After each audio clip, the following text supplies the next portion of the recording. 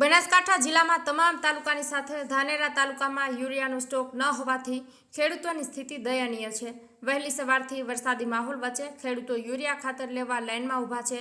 ધાનેરામાં અંદાજે 50 લાયસન્સ ધારકો પૈકી એક જ જગ્યાએ એટલે કે જનતા બીજ કેન્દ્રમાં વેચાણ ચાલુ છે, જેમાં દરેક ખેડૂતોને 2 થી 3 બોરીનું વેચાણ ચાલુ છે। આજે 560 બોરીની આવક થતાં વેચાણ ચાલુ છે। જે સ્ટોક હશે ત્યાં સુધી જ વેચાણ શક્ય બનશે, બાકી ખેડૂતના લમણે ખાતર માટે ધર્મના ધક્કા છે એ નક્કી છે। તારીખ 24/7/2025 સોજે 4 વાગે સંસ્થામાં દાણાદાર યુરિયાનો સ્ટોક મિલ થવા પામેલ છે અને તેના પછી કોઈ યુરિયાની આવક સંસ્થામાં થયેલ નથી, તેથી હાલમાં સંસ્થા પાસે દાણાદાર યુરિયા નથી। જ્યારે આવક થશે ત્યારે ખેડૂતોને ક્રમવાઇઝ જેની આવકના પ્રમાણમાં વિતરણ કરવામાં આવશે।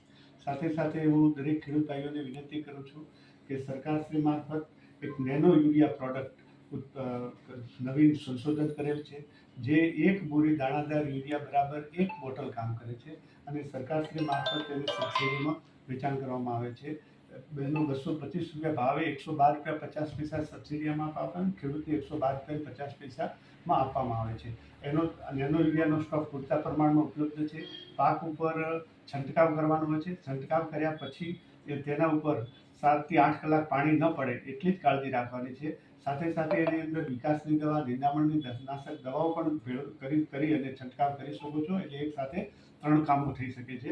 અને નેનો યુરિયા પ્રોડક્ટ એ દાણાદાર યુરિયા કરતાં પણ ઉત્તમ છે। તો દરેક ખેડૂતને મારી વિનંતી છે કે દાણાદાર યુરિયાની શોર્ટેજ હોય તો તેની જગ્યાએ નેનો યુરિયાનો વપરાશ કરી અને આપને ખેતી કામમાં ઉપયોગી થઈ અને નેનો યુરિયાનો વપરાશ કરો તેવી મારી વિનંતી। મારું નામ છે નરસિંહભાઈ રાજાભાઈ ચૌધરી। ખરેખર આ મીડિયાના માધ્યમથી કહેવામાં આવે છે કે એ ધાનેરાની અંદર શરૂઆતથી આજે લગભગ 20 થી 25 દિવસથી પહેલાં ડીએપીની શોર્ટેજ, હાલવે એરિયાની શોર્ટેજ, એક બાજુ ખેતર ધોવાઈ ગયા, પાળા ફૂટી ગયા, બરાબર। ખેડૂતે બિયારણ 3 વખત પહેર્યા પણ હજુ સુધી કોઈ ફરક પડ્યો નથી। તો છતાં એરિયા લેવા આવે તો લોકોને લાઇનમાં ઊભું રહેવું પડે સાહેબ, બરાબર। સરકારને ખરેખર સાંભળવું જરૂરી છે અને એમ તો સરકાર એમ કહેતી છે કે આપણે અન્નદાતા છીએ અને અન્નદાતાનું આપણે વિચારતા છીએ, આટલો લાભ મળે। સરકાર શું લાભ આપો છો? આવી રીતના લાઇનમાં ઊભો રાખવાનો લાભ આપે છે સરકાર? હા, કેવી રીતનું ગુજર ચલાવે? એમના છોકરાનું કેવી રીતને વિચારે? કશું વિચારતો કોઈ નથી, બરાબર। અન્નદાતા છે એ દુનિયાનું પૂરું કરે છે, લાઇનમાં ઊભો રહીને બિચારો જ્યારે મગફળીનું ગોડાઉન ખુલે ત્યારે મગફળી વેચવા જાય, એમાં ઢીફું આવે તો પાછી મૂકે અને આજે લાઇનમાં ઊભું રહીને ખાતર લેવાના। સવારમાં 6 વાગ્યાથી લોકો બધા ઊભેલા છે, મારી સામે જ ઊભેલા છે, બરાબર। અને કાયદેસરમાં એક પણ બોરી મળતી નથી।